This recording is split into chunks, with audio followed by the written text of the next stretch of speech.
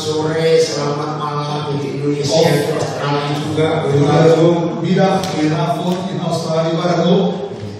Puji Tuhan, pujian kita yang terakhir ini luar biasa. Prijs de Heer, onze laatste aanbieding is heel bijzonder. Siap melakukan? Ben je gereed om te doen? Tadi kan doa kita begini, beri kami hati seperti Yesus. Geef ons het hart net als de Heer Jezus. Mau taat. Gehoorzaam. Sampai Tot mati. tot dood. Siap? Ben je gereed? Haleluya. Halleluja. Minggu ini Dus deze week disebut Minggu Kesengsaraan Tuhan Yesus. wordt genoemd het lijdensweg van de Heer Jezus. Karena 5 hari lagi, Omdat de komende 5 dagen, hari Jumat, dus valt op vrijdag, hari penderitaan Tuhan Yesus. het lijden, de dag van het lijden van de Heer Jezus. Kalau dia menyerahkan nyawanya sampai mati untuk kita. En hij gaf zijn leven voor ons. Betul? Niet waar? Kita tidak sekedar memperingati. En sommige van ons herinneren wij niet aan zijn lijden. Tuhan tidak ingin kita hanya memperingati, De Heer wil niet alleen dat wij gaan herdenken, tapi Dia ingin kita melakukannya. hij wil ook dat wij ook daadwerkelijk gaan doen. Oh, amin. Amen. Amen. Saya ulang lihat. Dus ik herhaal nog. Yang di luar juga diikuti itu. Als je nog thuis bent, kunt u volgen. Tuhan tidak ingin kita hanya memperingati minggu sengsara dan kesengsaraannya, De Heer wil niet alleen dat we herdenken van zijn lijden, tapi Tuhan ingin kita mengikuti. hij wil ook dat we zijn weg volgen. Amin. Oke, kita baca 1 Petrus 2 ayat 21. Laten we lezen 1 Petrus 2, ja, Ya, vers ya, 21. Ja, ya. 1 Petrus 2, vers 21. Kita baca ayat. En we gaan lezen. Ya. Want hiertoe bent u geroepen, omdat ook Christus voor ons geleden heeft. Hij laat ons zo een voorbeeld na, opdat u zijn voetsporen zou navolgen. Oh, amin. Amen. Amin. Amen. Apa yang diaminkan? En wat zegt u ervan? 1 Petrus 2 21. 1 Petrus 2, vers 21. Apa yang harus kita aminkan dalam firman ini? En waar moeten we mee eens? Mengikuti Iya, jejak. mengikuti jejaknya. Zijn voetsporen navolgen. Saudara, beda yang paling jelas antara manusia dengan hewan. En het is een duidelijk verschil tussen mens en dier. Binatang itu tidak pernah bisa meniru yang lain. Dus een dier kan niet Meniru. ja, dus navolgen. Betul atau tidak? Waarom niet? Saya tanya, betul atau tidak? Hewan itu, binatang itu tidak pernah bisa ketularan meniru karakter binatang yang lain. Een dier zal nooit een ander dier navolgen. Tapi manusia ini perlu voorbeeld, perlu contoh. Ja, maar mensen die hebben voorbeeld nodig. Betul? Niet waar? Maka itu kita pernah dengar kasus-kasus di India paling banyak. Daarom hebben we heel vaak gehoord bepaalde casussen in India. Manusia serigala, manusia harimau, manusia apa? Mens als een leeuw, als een tijger Ya, serigala. of als een wolf. Karena ada anak-anak yang dibuang oleh orang tuanya sejak masih bayi. Dat zijn heel veel kinderen of baby's worden achtergelaten door de ouders. Lalu ada binatang yang mengasuh merawat anak-anak En ini. dan is er een dier die het kind, dit achtergelaten kind, gaan stoppen. Lalu anak-anak ini anak orang loh saudara. En dit is het kind van een mens. Jadi seperti siapa yang melihara dia? En dus wordt degene die hij zorgt of zij zorgt. Dan itu fakta sampai hari ini bisa dibuktikan. En dat is het feit. En hier hebben wij bewijs ervan. Dan memang India negara yang paling banyak kasus seperti ini. En India schijnt dus dat er heel veel wat deze betreft gebeurt. Nah, itulah manusia. En dat is een mens. Manusia itu perlu contoh. Een mens heeft een voorbeeld nodig. Maka itu anak-anak akan jadi seperti apa dan seperti siapa? En daarom, de kinderen zullen dus worden zoals. Tergantung bagaimana papa mamanya memberi contoh untuk anak-anak itu. Afhankelijk van wat de moeder of de vader een voorbeeld geeft aan de kinderen. Maka itu dalam istilah hidup anak-anak muda ada kata idola, ada kata contoh, panutan. Daarom bij de jeugd, de jongeren, hebben wij hier het woord van idool.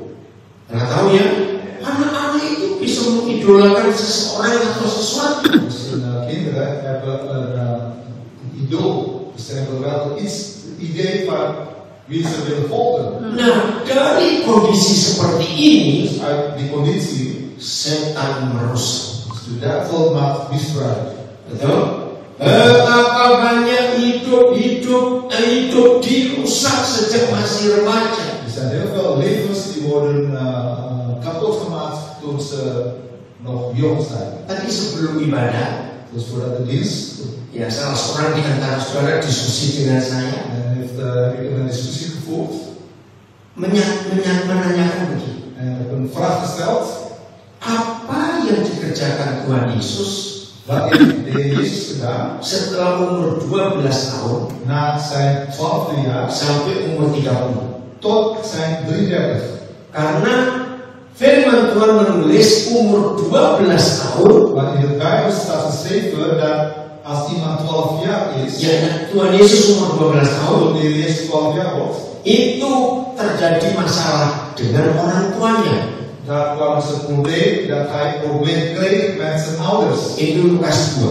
Lucas 2 staat er. Nah, dari kisah umur 12 tahun sampai umur 30 tahun, Dus vanaf zijn leeftijd 12e jaar tot 33, ya 28 tahun itu. dus Nah, berapa tahun? 12 ke 30, 18 tahun itu dus in die 18 jaar tidak ditulis. wordt niet geschreven in de Bijbel. Tapi ada banyak tulisan di dunia ini Er zijn heel veel verhalen in deze wereld yang menyatakan Yesus pernah ke Tibet, Yesus pernah ke India, Yesus pernah ke Tiongkok. We hebben dus mensen een verhaal geschreven dat wellicht Heer Jezus naar Tibet, naar India of naar China. Saya katakan kepada saudara kita, Ik zeg voor de zusters, kita percaya yang tertulis di Alkitab. wij moeten daarin geloven wat er in de Bijbel staat. Silakan orang nulis apa saja tentang Yesus di umur itu. Mensen die alle verhalen schrijven wat betreft de leeftijd van Heer Jezus. Dan tidak ada negara yang melarang orang menulis sesuatu. En er is geen man die het schrijven verbieden. Betul? Niet waar? Akan kalau kita bisa menulis apa saja, hari ini silakan. Maar dus tegenwoordig als wij alles willen schrijven, ga je gang. Maka itu Alkitab disebut satu-satunya buku sebagai kebenaran dan truth. En daarom wordt de Bijbel genoemd als het enige ware boek. Tidak ada yang lain. Er is geen ander ware boek. Lalu saya jawab, En toen antwoordde ik, mengapa 30 tahun hidup Yesus waarom die 33 jaar dat Jezus leefde, tidak ditulis dia bikin apa, buat apa. wordt niet geschreven wat hij heeft gedaan. Coba baca dulu Lukas 4, 23. Lucas 4, Ini umur Yesus. Ya, saya tidak salah sebenarnya Lukas 4 ayat 23. vers 23. Lukas 4. Oh bukan, Lukas 3 berarti. Lukas 3, maaf. Lucas 3, Lucas 3, 23. 23. Ya, silakan dibaca. Lucas 3, vers 23. En hij, Jezus, was ongeveer 30 jaar toen hij zijn dienstwerk begon. Saudara, mengapa tertulis dengan jelas umur 30 tahun Yesus memulai pelayanan? Waarom wordt hier duidelijk geschreven dat hij toen 30 jaar was zijn dienstwerk begon? Saudara, luar biasa. En dit is heel bijzonder. Sampai hari ini, Dus tot nu toe, abad ke-21, dus we zitten in de 21e eeuw, manusia tetap percaya angka 30 tahun ja, mensen die geloven in het getal 30 adalah manusia dewasa. is een volwassen mens. Hebat di umur 30 sampai hari ini. Dus tot heden geloven mensen dat wanneer je 30 bent, Makanya belum 30 sudah kasih anak. voordat je die 30 jaar bereikt, dan ben je nog eigenlijk kinderen. Kind. Hebat di umur 30. Dat is geweldig, hè? Nah, 30 jaar, hè? begini jawaban saya. En dit is mijn antwoord. Jadi dari lahir Dus sampai umur 30, zijn geboorte tot de 30ste jaar. Tuhan Yesus itu ingin mengalami, merasakan jadi manusia itu seperti apa. Dus hij verlangde eigenlijk hoe het gevoel om een mens te zijn. Dia kan Tuhan bukan? Dus hij is de Heer, nietwaar? Betul? Kalau dia Tuhan, En als hij God is, bisa nangis ya? kon hij dus huilen of niet? Nee. Bisa rasa sakit nggak? Kan hij pijn voelen? Ja. Bisa rasa lapar nggak? Kan hij honger voelen? Karena dia Tuhan Dus omdat hij Heer is dan dia ingin menyelamatkan manusia, en hij wil mensen redden, berarti dia harus jadi manusia sempurna dan normal. hij wil eigenlijk eerst een volmaakte of een normale mens zijn. Nah, begitu 30 tahun umurnya, Dus toen hij 30 wordt, maka dia berkata pada Bapa di surga, cukup sekarang. en toen zei hij tegen de Vader in de hemel, oké, nou is het genoeg. Aku siap melayani manusia ini Nu ben ik gereed, klaar om deze mensen te dienen. sebab aku sudah tahu siapa mereka. Maar ik weet dus wie ze zijn. Coba lihat Ibrani 2 ayat 14. Ibrani 2 vers 14. Nah, jadi Tuhan Yesus pun ingin cari contoh manusia itu seperti apa. Dus de Heer wil eigenlijk een voorbeeld zoeken wat voor mens. Begitu dia sudah tahu rasanya jadi manusia seperti apa, Toen hij al voelde hoe een mens zijn, maka dia sudah menikmati dan menjalani seluruh hidup manusia. dus hij genoot al of hij ervaart al hoe een mens zijn. Dan begitu umur 30 tahun, En toen hij 30 werd, dia mulai melayani. begon hij met zijn bediening. Dan sampai akhir hidupnya, En tot aan zijn einde, Jumat ini kita memperingati lagi, dus de volgende vrijdag, wanneer wij Goede Vrijdag vieren, maka dia berkata, sekarang kamu ikuti aku. en toen zei hij, zegt Jezus, maar oké, nu moet jij mij volgen. Amen.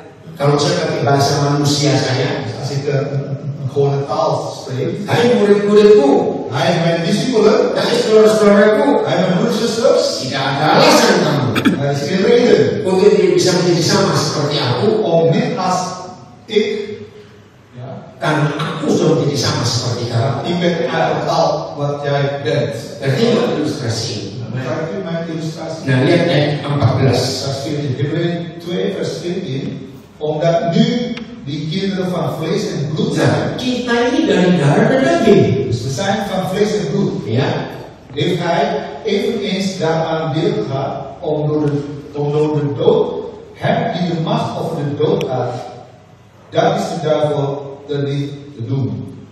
begini arti ayat 14. Dus dit betekent als volgt.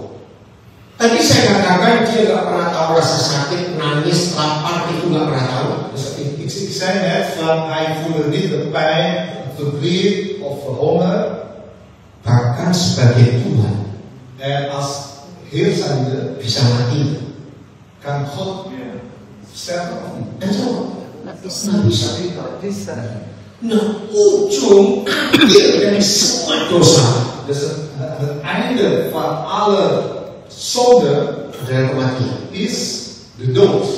Nah, untuk memenangkan kematian, Dus om de dood te overwinnen, dia harus bisa mati lebih dulu. moest hij dus die dood ervaren. Betul tidak? Ja, dit waar. Karena upah dosa itu maut. Want de loop van zonde is dood. Nah, supaya dia bisa mengalahkan kematian, Dus om de dood te overwinnen, dia harus mati dulu. moest de Heer Jezus sterven. Tapi karena dia Tuhan, Maar omdat hij God is, kematian dikalahkan. heeft hij de dood overwinnen. Dan dia bangkit. En Hij is opgestaan. Minggu depan persis tanggal 20 kita merayakan kemenangan Tuhan Yesus. Volgende week precies de 20e vieren wij zijn opstanding. Maka itu Ibrani 2:14 ini luar biasa. En daarom is deze vers, Ibrani 2 vers 14, is zo bijzonder. Pokoknya Tuhan Yesus harus bisa menikmati semua penderitaan manusia sampai kematian. De Heer Jezus moest eigenlijk genieten van zijn lijden, van zijn dood. Supaya dia bisa mengalahkan kematian itu. Omdat hij de dood zelf kan overwinnen. Amin. Amen. Ibrani 5 ayat 10. Ibrani 5, Ayat 10. 5 vers 10. Door God is hij hoogpriester. Oh bukan. 10 ayat 5 berarti saya balik, maaf ya. Ibrani 10 ayat yang kelima. Ibrani 10 vers 5. Ya. Daarom zegt hij bij zijn komst in de wereld: slachtoffer en graanoffer hebt u niet gewild, maar u hebt voor mij een lichaam gereed gemaakt. Ayo kita melihat ini kisah yang luar biasa. Laten we kijken naar dit verhaal. Het is een heel bijzonder verhaal. Oma sudah dapat ayat 5 ya? Oke, 10 ayat 5 Ibrani. Ini luar biasa. Ibrani 10 vers 5. Dit is een heel bijzondere vers. Jadi waktu Tuhan Yesus datang ke bumi, Toen de Heer Jezus bij zijn komst in de wereld, Papa tidak meminta Yesus menyembah, memuji, memberikan persembahan ya. Enggak. dus de Vader in de hemel vroeg niet aan hem de graanoffers uit de wereld. Ya, pokoknya urusan agama enggak. Dus niet over de religieuze zaken niet. Tapi Papa menyediakan tubuh bagi dia. Papa in de hemel die vroeg het lichaam. Kenapa? Waarom? Kenapa? Bukan yang lain, tapi hanya memberikan tubuh untuk dipakai oleh Tuhan Yesus. Waarom vroeg God de Vader het lichaam? Coba jawab. Kita sudah baca Ibrani 2:14 tadi. We hebben net die vers gelezen.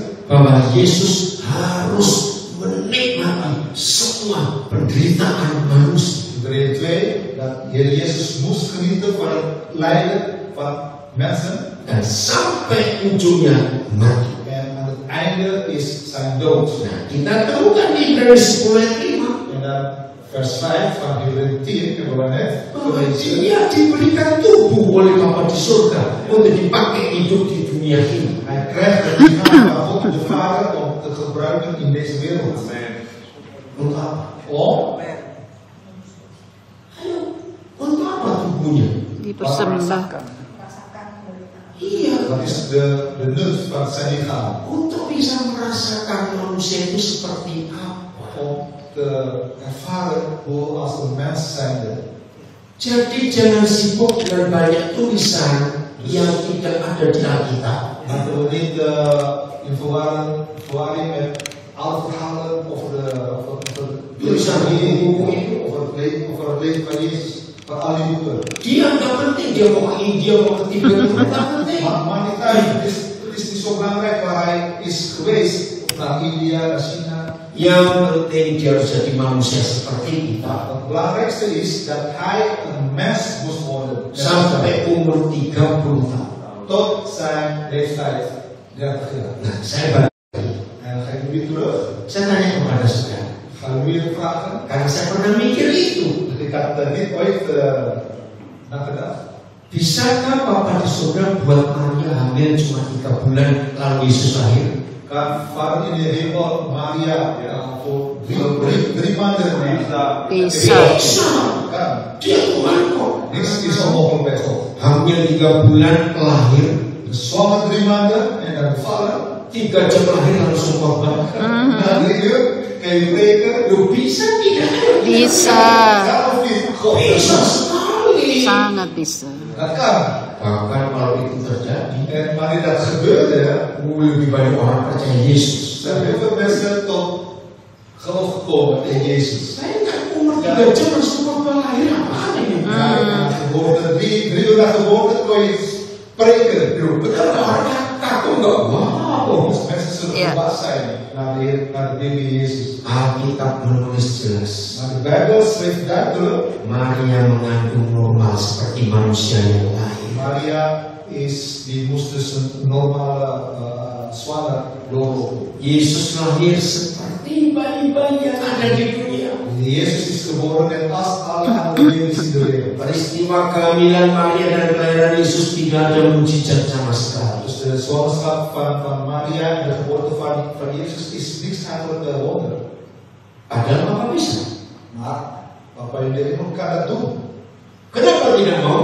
Maar waarom wil hij niet doen? Karena Yesus harus jadi manusia. Omdat Jezus moest mens worden. Nah, waktu saya jadi guru sekolah minggu, saudara, Ik zou naar school leraar. dan pas suasana Natal saya mengajar anak-anak Dus tijdens de kerstviering heb ik aan de kinderen verteld tentang bagaimana Yesus menjadi manusia seperti kita. hoe de Heer Jezus net als een mens moest worden, net als wij. Iya, mengalami seperti kita alami. Dus hij ervaart alles wat wij ook ervaren. Saya tuh gak pernah kepikir satu hal ini. Maar ik heb toen niet bij stilgestaan. Tiba-tiba seorang anak bertanya kepada saya, En toen vroeg een kind naar mij.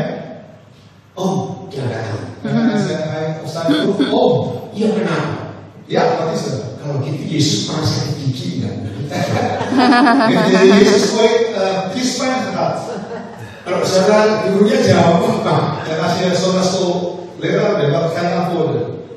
Ya pernah, manusia. Rupanya anak ini sudah sakit gigi. Gebleken dat deze kind heeft ooit kiespijn gehad. Sakit gigi bukan? Kiespijn. Aduh, rasanya luar biasa.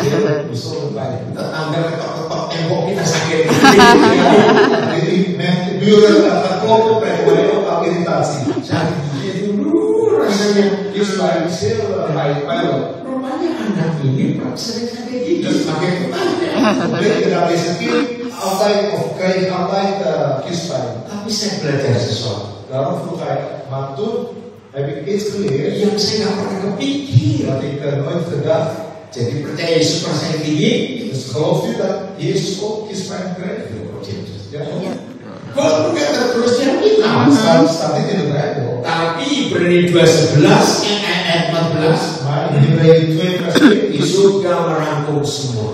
daar wordt alles eigenlijk al. Apa saja yang manusia alami dia pernah alami. Daar heeft hij dus eigenlijk al geschreven wat alle mensen hebben ervaren in de wereld, ervaren de Heer Jezus ook. Berarti dia sudah lengkap jadi manusia sampai umur 30. Dus eigenlijk was hij al volmaakt als een mens tot zijn 30. Jadi dia sudah jadi manusia sempurna seperti kita. Hij is al volmaakt als mens zijnde als wij. Maka itu dia tanya balik kepada kita. En daarna vroeg hij dus terug aan ons. Aku Tuhan sudah menjadikanmu 100%. Ik ben de Heer, maar ik heb als jullie 100% geleefd. Maka buat kamu pun mudah untuk menjadi seperti aku 100%. Daarom is het eigenlijk ook makkelijk voor jullie om 100% als mij te zijn. Asal kita mengikuti jejaknya. Als wij zijn voetsporen navolgen.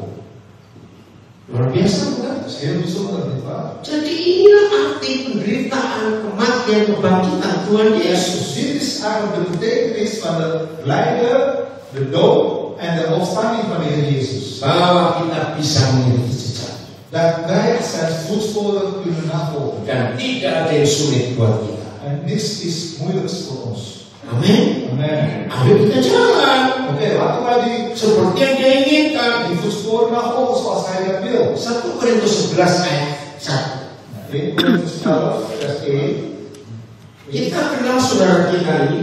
1 Korintus 11 Ya, ayat 1. 1. Kita kenal saudara kita ini. En wij kennen deze broeder, Paulus, yang tadinya namanya Saulus. en die heette vooraf Saulus. Apa yang dikerjakan Saulus sebelum dia berjumpa Yesus? En wat hij heeft gedaan als Saulus voordat hij ontmoeting heeft met Jezus. Ayo, apa yang dikerjakan? Wat heeft hij gedaan, Paulus? Bencinya luar biasa kepada Tuhan Yesus. Hij had zo hard tegenover Jezus. Sampai roh. Betul?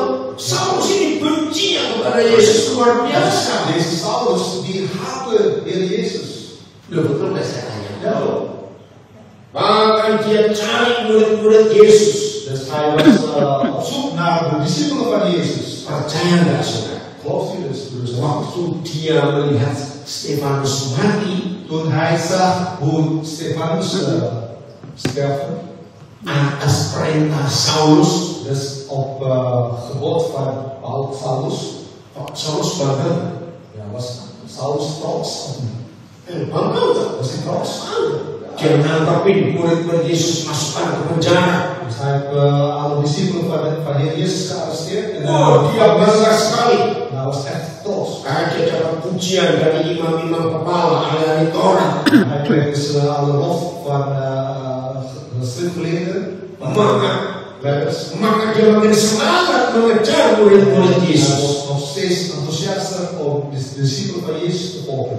Tapi suatu hari Tuhan Yesus menemui dia. Op een dag ontmoette de Heer Jezus deze Saulus. Bayangkan. Stel je voor, Belum lama viral di sosial media. misschien sosial media, Satu keluarga orang Iran yang sangat fanatik Muslim een gezin uit Iran en die was fanatiek moslim.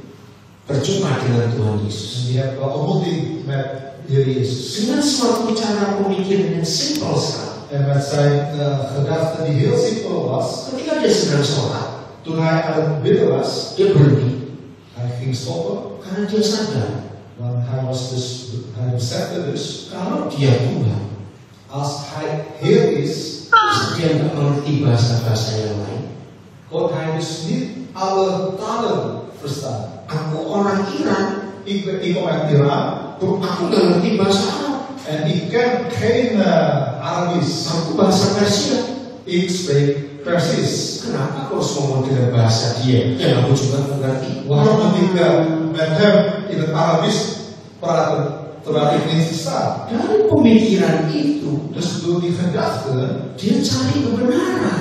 ging hij dus op zoek naar de waarheid. Sederhana sekali. Het is heel simpel. Dia cari Tuhan yang ngerti semua bahasa. Dus hij ging op zoek naar God die alle talen verstaat. Cari aja di sosial media. U kunt naar die verhaal gaan kijken in de sosiale Akhirnya media. seluruh keluarganya, mamanya, kakak, adiknya, anak-anaknya semua percaya Tuhan Yesus. Alle familie, broers, zus, vrouw, vader, moeder, die komen tot bekering. Hanya karena ingin cari Tuhan yang ngerti semua bahasa. Doordat hij die verlangen heeft om naar God te zoeken die alle talen kent. Ya, karena Tuhan sudah pernah jadi manusia. Dus omdat God al een mens is geworden. Saudara, suatu hari saya naik taksi di Surabaya. Dus op een dag ging ik met een taxi in Surabaya. Sudah lama dari kejadian. Het is een heel lang Tahun verhaal. 80-an. In de jaren 80, Nah, waktu saya masuk ke taksi itu, toen ik binnenstapte, saya memang kaget. ik was verbaasd. Karena di dashboardnya taksi ini ada banyak traktat atau penginjilan. Ja, dus in die dashboard staat heel veel flyers voor evangelisatie. Wah, saya bilang hebat juga nih supir taksi. Ik zei tegen hem, je bent zo geweldig. Cuma karena saya lagi sibuk, saya ngerjakan sesuatu di mobil Omdat di ik was taksi. gefocust met mijn eigen werk. Saya kaget. En ik was verbaasd. Sopir itu nginjil saya untuk percaya Tuhan Yesus. En de chauffeur die ging mij evangeliseren. Lalu saya lihat ada yang salah apa di dalam ini. Terus saya kira omongan pendeta. Ze zei van, hey, wat heb ik mis hier? Ben ik dit als een voorganger? Dia ngomong, dia tentang Yesus. Bahwa saya percaya Yesus enggak. Ja, hij was het tegen mij, hij evangeliseerde mij en zei van, ja, je moet Jezus geloven. Saya nggak menanggapi sama sekali. En ik ga eigenlijk niet stilstaan, Tapi saya masih rasa heran. omdat ik toen al nog verbaasd. Nah, rupanya dia sadar saya nggak menanggapi. Omdat hij ging kijken omdat ik hem niet respons geef. Lalu dia alihkan pembicaraan. En toen ging hij met een andere onderwerp. Bapak kerja apa? Nih pertanyaan. En toen vroeg hij mij van, wat voor werk doet u? Ya saya bilang saya pendeta. Ik ben voorganger. Wih, kaget dia saya. Saya kaget saya bilang. Oh nee, ik ben juist verbaasd. Jujur saya bangga. Ik ben dus eigenlijk trots. Kalau supir taksi nginjili pendeta. Als je chauffeur aan het evangeliseren was. Tentu ada pendeta berani nginjili supir taksi. Het is niet zo geval dat juist een voorganger als je chauffeur evangeliseren. Lalu saya tanya, bagaimana? Karena saudara. Toen vroeg aan hem, hoe is het gebeurd? Maar hij kreeg Christus naam. Saya belajar satu hal yang saya belum pernah dapat dari manapun. En ik heb één ding geleerd wat ik nog nooit heb geleerd toen. Dia jawab, En die taxichauffeur antwoordde, kenapa saya bisa percaya Tuhan Yesus? waarom kon ik dus Jezus geloven? Karena saya cari Tuhan yang sayang mama. Omdat ik ben op zoek naar God die mijn moeder liefhebbt. Bukan mama, yang sayang mama. Ja, dus, Ya bukan mama dia, bukan semua mama. dus dat het God die alle moeders liefhebbt. Saya bingung juga. En ik was verbaasd. Ini penginjilan modern, cari Tuhan yang sayang mama. Wat voor evangelisatie is het?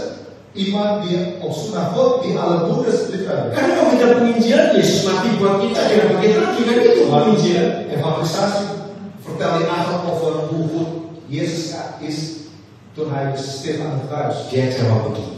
En hij antwoordde als volgt. Di agama saya yang lama, Dus in mijn oude religie, satu orang suami bisa menikah sampai 4 sekian kali. één man kan voor 3-4 vrouwen tegelijk Karena itu hukum mereka bukan. En dat is dus hun regels. Dan saya tidak setuju kalau seperti itu. En ik ben dus niet mee eens met die God. Saya sayang mama saya. Want ik hou heel veel van mijn moeder. Saya sayang banyak istri-istri yang lain, mama-mama itu. En ik hou ook van alle moeders. Betapa sakitnya hati mama saya kalau mama saya dimadu oleh papa saya cari istri lain. Pijnlijk voor mijn moeder is wanneer de man andere vrouwen. Akhirnya saya baca kitab suci semua agama. En toen begon ik alle heilige boeken lezen van alle religies. Dan saya menemukan di kitab Injil. En ik heb in het evangelie gevonden. Ya, Alkitab ya. In de Bijbel gevonden. Karena mereka sebut ini kitab Injil. Hun zeggen dus de Bijbel voor het evangelie. Tuhan anti perceraian. De Heere God van de Bijbel die haat scheiding. Ya, Malaikat 2 ayat 16. Laten we kijken. Baca dulu. Malaikat 2 ayat 16. Malaikat 2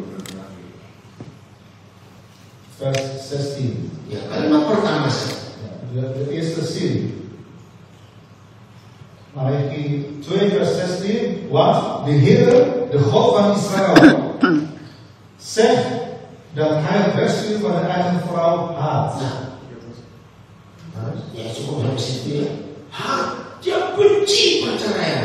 Ja, dus wegsturen of echtscheiding haat God. Bukan gak suka, tapi benci, beda. Dus hij houdt niet van echtscheiding, maar hij haat echtscheiding. Nah, dia menemukan firman ini sobre kasih ini sudah. Deze taxichauffeur heeft deze vers gevonden. Nah, Tuhan ini saya cari Pak. Nou, deze God was ik op zoek, zegt hij tegen mij. Aneh ya, cara bekerja. Dus bijzonder hoe de Heer werkt. Nah, inilah Papa kita di surga. En dit is wat onze Papa in de hemel wil. Jadi Saulus menemukan pribadi yang dia benci. Dus de Saulus die vond in de persoon die hij haat, Tapi yang Tuhan sayangi dia. maar de God die eigenlijk hem lief heeft. Aneh gak? Is het niet vreemd? Harusnya kalau kita benci seseorang, Ja, maar normaal als wij iemand haten, kita benci seseorangnya, dus wij haten iemand, sulit atau mungkin orang yang kita benci terus mengasihi kita. is het moeilijk dat die persoon die wij haten ons lief hebben. Betul tidak? Dia pasti akan balas. Ja, Akan membalas orang itu. juist, die hebben dus kwaad tegenover ons. Ternyata Yesus yang dibenci Saulus Maar dus die Jezus die Saulus haatte, balik mengasihi Saulus. juist heeft hij Saulus lief. Bayangkan, Stel je voor, bencinya Saulus kepada Tuhan Yesus hoe de haat van Saulus tegenover Jezus. sampai pengikut Yesus dihabisi oleh Paulus, oleh Saulus. Alle discipelen van de Heer Jezus worden vermoord. Ternyata Yesus yang dia benci Dus gebleken dat de Heer Jezus die Saulus haatte, tidak membalas Saulus. die ging dus hem niet wraak nemen. Maka itu ingat pertanyaan pertama waktu Yesus jumpa Saulus. En daarom weet u nog de vraag hoe Jezus stelde aan Saulus. Kenapa kau benci aku? Betul. Menganiaya aku. Bij de ontmoeting waar Saulus, waarom haat u mij? Waarom vervolgt u mij? Kalau kita Saulus bingung nggak? En als wij Saulus, Bingung nggak kita? zijn wij verbaasd of niet? Loh, siapa kamu? En dan zeggen we dus van, ja, wie ben jij? Siapa kamu? Wie ben jij? Aku nggak kenal. Ik ken jou niet. Di situ Saulus berjumpa orang yang dia benci. Dus op dat moment ontmoette Saulus iemand die hij haatte. Aku yang kau aniaya, murid-muridku yang kau aniaya. Ik ben degene die jij vervolgt. Wih, Saulus En apa shock sampai buta matanya. toen verbaasde Saulus totdat hij blind Dia werd. merasakan kasih Tuhan yang luar biasa. Hij ervaart de liefde van God. Maka itu ketika Saulus sadar ini orang yang aku gak suka, ternyata dia mengasihi aku. En toen beseft hij en hij zegt van, dit is degene die ik haat, maar toch heeft hij mij lief. Saudara, inilah bukti Tuhan itu kasih. En dit is juist het bewijs dat God is liefde. Nah, Saulus berubah total hidupnya. En hij veranderde zijn leven. Dari benci dia balik mengasihi. Dus totaal veranderd van haat en naar liefde. Dan dia menjadi murid Yesus yang luar biasa. En hij werd een buitengewoon discipel van Jezus. Nah, akhirnya Paulus melihat idola, melihat voorbeeld, melihat contoh. Ada orang ini yang namanya Yesus. Dus voor hem, Jezus werd idool voor Paulus. Lalu dia ikuti. En toen volgde hij na. Apa yang Yesus kerjakan dia ikuti. Dus de voetsporen van Jezus volgde hij na. Maka itu suatu hari dia bisa ngomong di 1 Korintus 11 ayat 1. En toen zegt Paulus in 1 Korintus 11, Ayat 1. vers 1. Luar biasa ini orang, saudara. En zo bijzonder deze persoon. En hij zegt, wees navolgers van mij, zoals ik navolger van Christus ben. Katakan amin. Amen. Loh, oke. Amen, broeders en zusters. Amen. Ja. Maka semua kita, En daarom wij allemaal, orang-orang jahat, pendosa-pendosa ini, dus al die soldaten, yang Yesus selamatkan, wij die worden behouden, dan kita mengikuti jejaknya, en wij volgen zijn voetsporen. maka suatu hari, Dus op een dag, kalau ada orang tanya kepada kita, als iemand komt tot ons en die vraagt, Yesus itu siapa? en wie is Jezus? Kamu bisa terangkan nggak Yesus itu siapa? Kun jij voor mij uitleggen wie Jezus is? Maka saudara dan saya En daarom, u en mij, harus berani mengatakan kalimat yang sama. moeten wij met onze lef zeggen de volgende zin. Oh, kamu ingin kenal Yesus? Oh, je wil Jezus kennen. Kita harus berkata, En u moet eigenlijk antwoorden, lihat hidupku, kijk naar mijn leven, lihat cara hidupku, kijk de manier waar ik leef, lihat cara aku berpikir. kijk hoe ik denk. Pokoknya lihat semua yang ada di hidupku. Dus alles wat ik leef, Kamu akan bertemu Yesus. Wow. daar ontmoet u Amen. Jezus. Iya. Amin. Amen. Saya tanya lagi. Ga nog een keer vragen. Kira-kira bulan berapa sudah berani ngomong ini? Welke maand heeft u dit gesproken, deze zin? Saya bilang bulan Desember tahun 2045. Moet u zeggen in het jaar 40 dat u dat zei? Nee. Kapan harus berani ngomong? Wanneer had u voor het laatst gezegd? Ya mulai hari ini. Vanaf nu. Oke lah. Makanya mulai hari ini. Yes. Wij moeten Amen. beginnen met de volgende zin te zeggen. Mungkin. Amen. Amin. Halleluja. Ini yang dicari oleh dunia. Dit is eigenlijk wat de wereld opzoekt. Nah, ini yang saya katakan dalam doa tadi. En dit is wat ik net zei in het gebed. Kita nggak cuma memperingati hari penderitaan kematian Yesus. Dus we herdenken niet alleen maar het lijden en de dood van Jezus. Kita harus mengikuti, Maar wij moeten zijn voetsporen menerapkan, zijn voorbeeld nemen. supaya orang-orang lain lihat Yesus dalam hidup Dat kita. alle andere mensen zullen Jezus zien in ons leven. Amin. Amin. Bisa? Kunnen we dat doen? Saya bilang tunggu lah, jangan bilang tunggu. Wachten wij. Sekarang ini kita mulai. Vanaf nu ya. Oke. Karena apa? Yesus yang menjadi contoh buat kita. Maar waarom? Omdat Jezus is het voorbeeld voor ons. Saudara, gak ada yang sulit. Er is niks moeilijks. Karena saya balik lagi. Maar ik ga weer terug. Yesus sudah menjadi sama seperti kita 100%. Jezus is net als ons, 100% als een mens. Maka kita pun tidak akan sulit mengikuti dia. En dan, voor ons is het daarom niet moeilijk om zijn voorbeeld te nemen. Karena dia sudah jadi sama seperti kita. Omdat hij is ooit een mens geweest. Tinggal buat tempat saja. Dus wij moeten eigenlijk zijn plaats innemen. Amin. Amen. Maka itu kalau masih ada di antaranya berkata sulit, orang seperti aku tak mungkin. Daarom is het, als je zegt van het is moeilijk, ik ben moeilijk om te doen.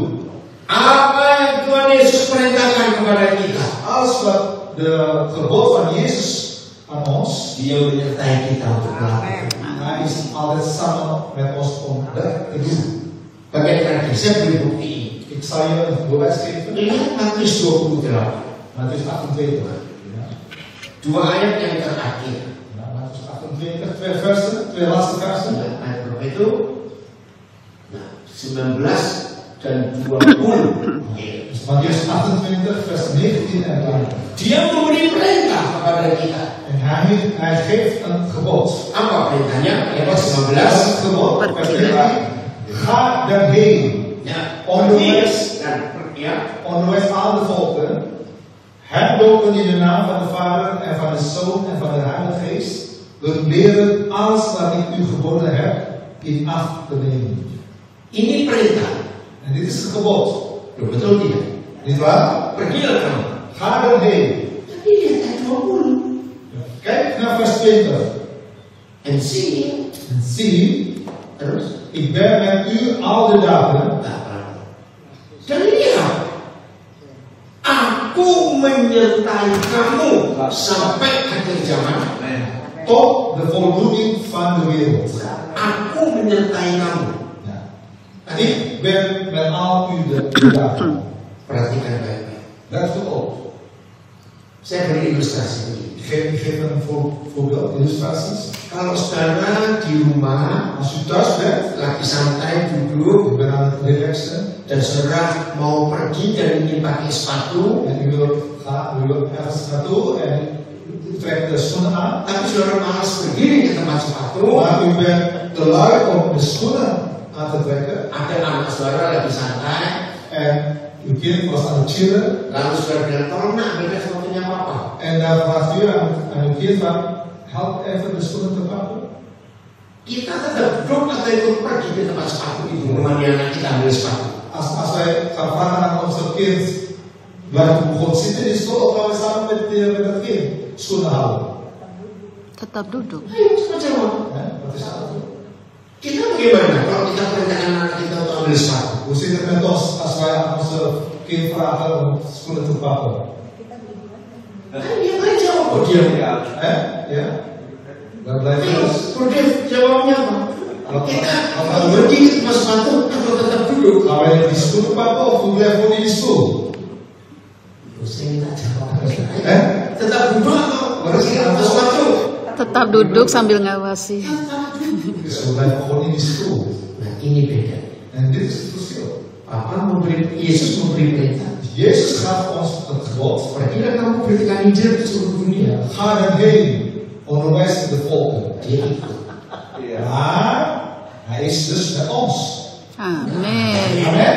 Yes. Artinya Dat betekent, tidak ada perintahnya yang sulit.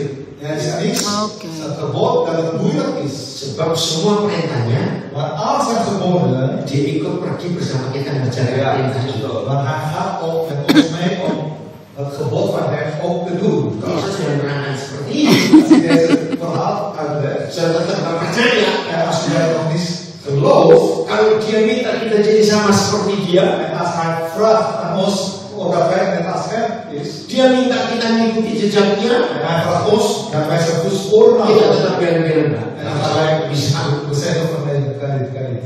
Ini loh buktinya. En dit is het bewijs. Setiap perintah yang dia berikan kepada kita, Alle woorden die wij in acht moeten nemen, dia ikut mengerjakan perintah itu. zal hij altijd met ons.